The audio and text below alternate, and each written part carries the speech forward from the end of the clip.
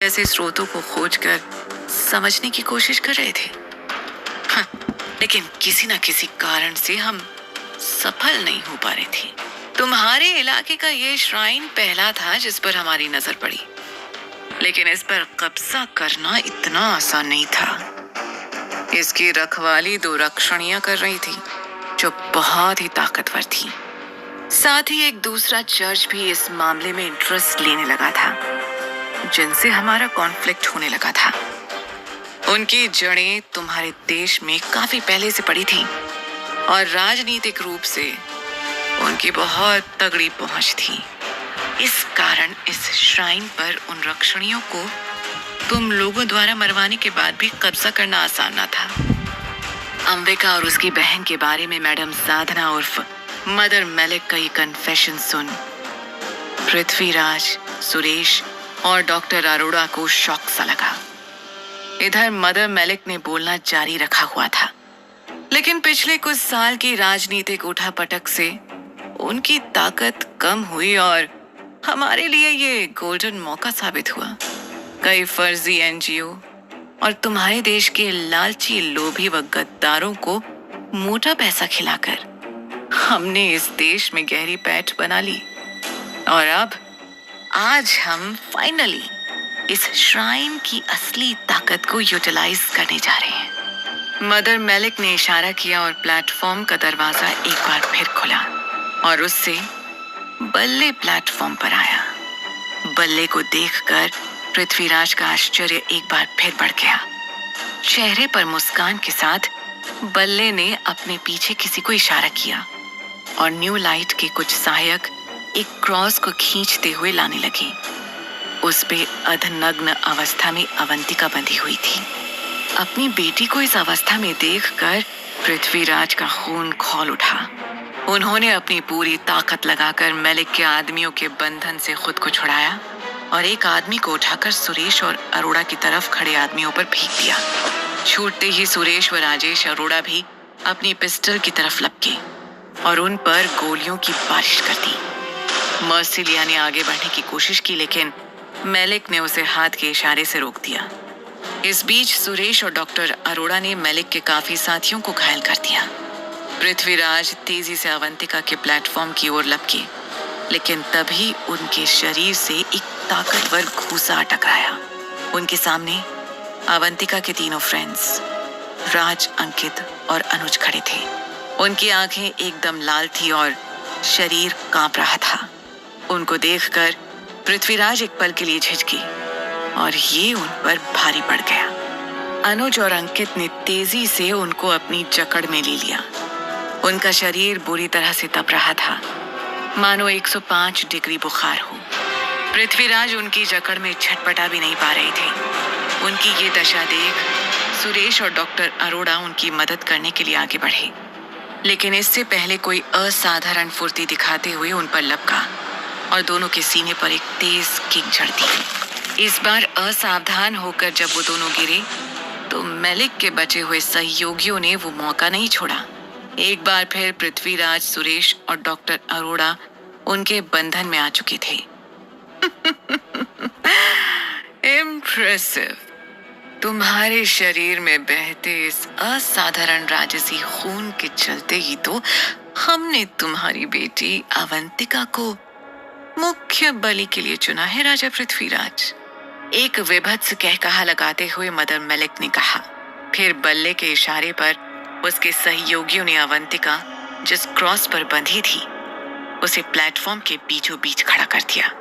अवंतिका बेसुध सी x shape के उस क्रॉस पर बंधी हुई थी। उसके शरीर पर खून के निशान बने हुए थे और गले में अजीब सी माला थी। तभी कैथेड्रल का दरवाजा खुला और उससे इंद्रजीत अपने पिता जसोमत को धकेलता हुआ अंदर आया। इसे देखकर पृथ्वीराज के चेहरे पर बार फिर से हैरानी के बादल उमड़ पड़े। एक और सफलता। आज का दिन दुनिया हमेशा याद रखेगी। आज के दिन से ही इस दुनिया के असली मालिक इसको वापस अपने कंट्रोल में ले लेंगे। एक और कर्ण भेदी ठहाका लगाते हुए मेलिक ने कहा और फिर उसके इशारे पर मर्सिलिया उड़ते हुए अवंतिका के सामने प्लेटफॉर्म पर पहुंची। उसने कैथीड्रल के शीशे से बने गुंबद से आसमान की तरफ देखा।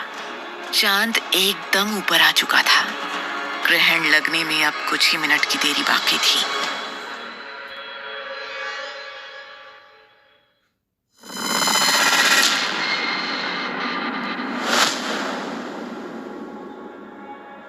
ग्रहण लगने में कुछ मिनट की देरी थी। मर्सिलिया ने अपने दोनों हाथ आगे किए और उसके हाथ के इंडेक्स फिंगर की उंगलियां पतले नुकीले नेजों के रूप में बड़ी होने लगी। उसने उनको अवंतिका के गले के दोनों तरफ रख दिया और मदर मेलिक से इशारा मिलने का इंतजार करने लगी। सबका ध्यान उसी प्लेटफॉर्म की ओर ही था। तभी 2 गोलियां चलने की आवाज हुई और मर्सिलिया चीख मारते हुए प्लेटफॉर्म के दूसरी ओर जा गिरी। कैथीड्रल के दरवाजे पर रचित और डीएसपी आशीष खड़े थे। आशीष के दोनों हाथ में रिवॉल्वर था, जिसकी नली से धुआं निकल रहा था। मदर मेलिक सिचुएशन में हुए इस चेंज से भड़क गई। पकड़ो इन्हें, वो पूरी ताकत के साथ चिल्लाई और पृथ्वीराज, सुरेश भागवत और डॉक्टर राजेश अरोड़ा के पास खड़े उसके सहयोगी उनकी तरफ बढ़े ही थे कि उससे पहले ही आशीष की रिवॉल्वर से निकली सटीक अभिमंत्रित गोलियों ने उनके भेजे को खोल दिया।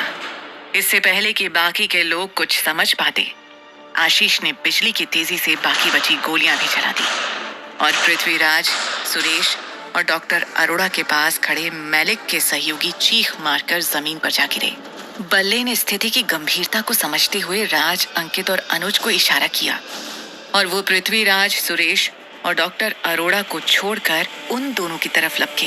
बिजली की फुर्ती से राज ने रचित के ऊपर छलांग लगाई, लेकिन रचित उसके लिए एकदम तैयार था। उसने बहुत ही तेजी से हाथ को हवा में गोल गोल किसी यंत्र को बनाने के आकार में घुमाया और मुट्ठी में पड़े चावल के दाने को राज की तरफ फेंक दिया। चावल के दाने उससे टकराते ही चिंगारी निकली और वो पर कटे कबूतर की तरह जमीन पे आ गिरा। इधर आशीष के हाथ में शॉटगन थी और वो अंकित और अनुज पर निशाना लगा ही रहा था कि रचित ने उसकी बंदूक को नीचे कर दिया और उसकी तरफ बढ़ते अंकित और अनुज की तरफ भभूत सा फेंका। भभूत के संपर्क में आते ही अंकित और अनुज चीख मारकर जमीन पर जा गिरे और वहीं तड़पने लगे। हर चीख के साथ उनके मुंह से चिंगारी निकल रही थी। फिर रचित उन तीनों की ओर बढ़ा। उसके हाथ में रुद्राक्ष से बनी रस्सी थी, जिससे उसने उन तीनों को एक साथ बांधकर एक कोने की तरफ धकेल दिया। इधर आशीष भी अब तक अपने रिवॉल्वर को रीलोड कर चुका था। चंद्र ग्रहण बस लगने ही वाला था और बलि की प्रक्रिया बाधित हो जाने के कारण मेलिक बिफरे सांड की तरह नथुने फुला रही थी। Kill them all! उसने चिल्लाकर कहा और कैथीड्रल में प्रेजेंट सभी लोग उनकी तरफ दौड़ पड़े। उनमें से कुछ अपनी डेविल फॉर्म में भी आ गए थे। इतने सारे शैतानों और चुड़ैलों को अपनी तरफ बढ़ता देख रचित और आशीष भी एक पल के लिए घबरा गए। उनमें से कुछ शैतान उनके काफी पास आ गए थे, लेकिन जैसे ही उनका पैर जमीन पर पड़ा, जमीन पर से जैसे आग का सोता फूट पड़ा और वो शैतान जल के राख होने लगे। इंद्रजीत के पिता जसोमत ने जमीन पर छोटे छोटे हरे और लाल दाने बिखेरे हुए थे, जो उन शैतानों के लिए लैंडमाइन का काम कर रहे थे। इंद्रजीत ने भी अपने शरीर पर पड़ा लबादा उतार फेंका। वो अपने पारंपरिक आखेटक योद्धा के वेश में था। उसके पूरे शरीर पर भस्म लगी हुई थी। गले में कई तरह की मालाएं और टोटम बंधे हुए थे। उसके हाथ में उसका पुश्तैनी भाला भी था। उसने अपनी मुट्ठी से जेब से राख निकाला और उसे चेहरे पर मल लिया।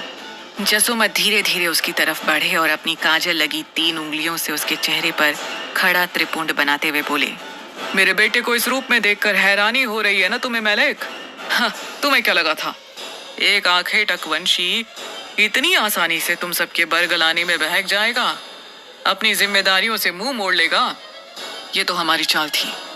जब मैं पहली बार हवेली में माया से मिला था, उसी समय उसकी असलियत समझ गया था और फिर हमारे जासूस गुप्त रूप से इस कैथीड्रल के बारे में पल पल की खबर हमें दे रहे थे। इंद्रजीत ने आगे कहा, आज हम ये चूहे बिल्ली का खेल तुम्हारे वध के साथ ही हमेशा के लिए बंद कर देंगे। उनकी ये बात सुन मेलिक ने एक भयानक कहकहा लगाया। तुम बेवकूफ हो। लगता है कि तुम मुट्ठी भर लोग आज के दिन मेरा सामना कर पाओगे। बेवकूफ हो।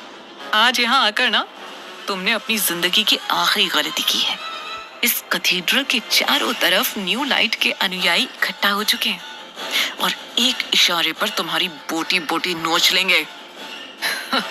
जरूर नोच लेंगे, लेकिन उससे पहले अपने अनुयायियों की सुध तो ले लो। इंद्रजीत ने हंसते हुए कहा। उसकी ये बात सुन मेलिक ने आंख बंद करके ध्यान लगाया और लगभग तुरंत ही गुस्से में चीखते हुए उसने अपनी आंखें खोली। कैथेड्रल के बाहर न्यू लाइट के परिसर में लगे पेड़ पर चांद की रोशनी में आंखें तक कबीलों के धार्मिक निशान चमक रहे थे। कैथेड्रल की बाउंड्री के बाहर और मुख्य इमारत के बीच में लगे सभी पेड़ वन रक्षक बन चुके थे और उनके बीच की परिधि में फंसे मेलिक के अनुयायी जमीन पर पड़े बिना आग के जलते हुए तड़प रहे थे। तुम्हें क्या लगा मुझको ये ड्रामा करने की जरूरत क्यों पड़ी? मुझे तुम्हारी ऑर्गेनाइजेशन में घुसपैठ करनी थी। जल्दी मुझे पता चल गया था कि तुम और तुम्हारे अनुयायी ब्रह्म मुहूर्त के पवित्र समय सबसे ज्यादा कमजोर होते हो और वो समय अंधेरे में सोते हुए गुजारते हो। उसी समय हमने इस इलाके के पेड़ों को गुप्त रूप से वन रक्षक में बदलना शुरू कर दिया था।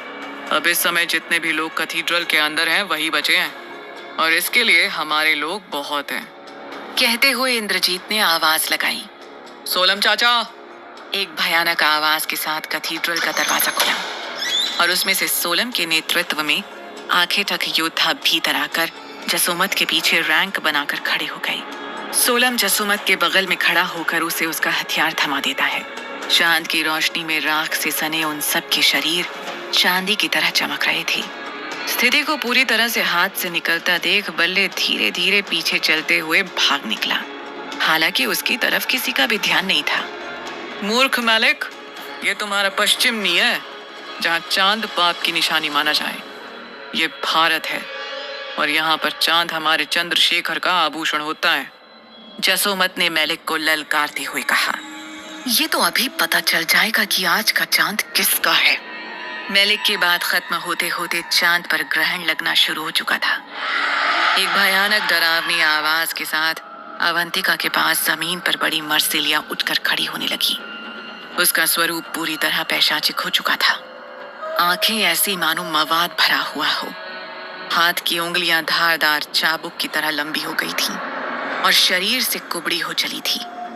सिर्फ मर्सिलिया ही नहीं, ग्रहण की लाल रोशनी में बाकी बचे अनुयायी भी अपने अपने असली पैशाचिक रूप में आने लगे थे। कोई जंगल में मिली चुड़ैल के रूप में तो कोई काले वहशी वन मानुष के रूप में आ गया था। खत्म कर दो इन सबको और उस लड़की की बलि मैं खुद लूंगी। मेलिक कहते हुए लक टावर से उतरकर अवंतिका की ओर बढ़ने लगी। इधर मर्सिलिया पृथ्वीराज, सुरेश और डॉक्टर अरोड़ा की ओर झपट पड़ी थी। पृथ्वीराज के हाथ में उसका देवी त्रिशूल था। सुरेश ने अपनी पिस्तौल को संभाला हुआ था और डॉक्टर अरोड़ा को आशीष ने अपनी शॉटगन दे दी थी। उनके बीच बिजली की तरह घूमते हुए मर्सिलिया उन तीनों पर हमला भी कर रही थी और उनके हमले से बचाव भी। सुरेश के पिस्तौल की गोलियां गलती से उसके शरीर पर लग भी जाती तो मर्सिलिया पर कोई असर नहीं पड़ रहा था। तभी डॉक्टर अरोड़ा की शॉटगन से निकले कुछ छर्रे मर्सिलिया के पैर से टकराए और कैथेड्रल एक कर्कश चीख से गूंज उठा। गुस्से में मर्सिलिया ने डॉक्टर अरोड़ा पे झपटते हुए तेजी से वार किया और बचते बचते भी डॉक्टर अरोड़ा उसके हमले की चपेट में आ गई। इससे पहले कि वो डॉक्टर अरोड़ा के 2 टुकड़े कर देती, सुरेश ने पिस्तौल की बाकी गोलियां भी उसके सिर में उतार दी। सुरेश के इस हमले ने उसे कोई नुकसान तो नहीं पहुंचाया, लेकिन गुस्सा जरूर दिला दिया। मर्सिलिया के चाबुक जैसे लचीले पंजे सुरेश के पैर से लिपटे और मर्सिलिया ने उनके शरीर को हवा में नचाकर डॉक्टर अरोड़ा के ऊपर फेंक दिया। फिर मर्सिलिया ने अपना ध्यान पृथ्वीराज की तरफ किया। वो अपने चाबुक जैसे लचीले पंजों को वापस समेटने लगी। अब उसने अपनी उंगलियों को लंबा किया और वो सख्त 2 फुट के नेजों में बदल गई। सालों पहले मैंने इन पंजों से तुम्हारे पापा राजा उग्र नारायण का खून चखा था और आज ये तुम्हारा खून चखेंगे और उसके बाद तुम्हारी बेटी का। अपने पंजों को सांप जैसी जीभ से चाटते हुए उसने कहा और तेजी से पृथ्वीराज पर झपट्टा मार दिया। पृथ्वीराज तेजी से जमीन पर एक तरफ रोल कर गए और मर्सिलिया का वार जमीन पर जा लगा।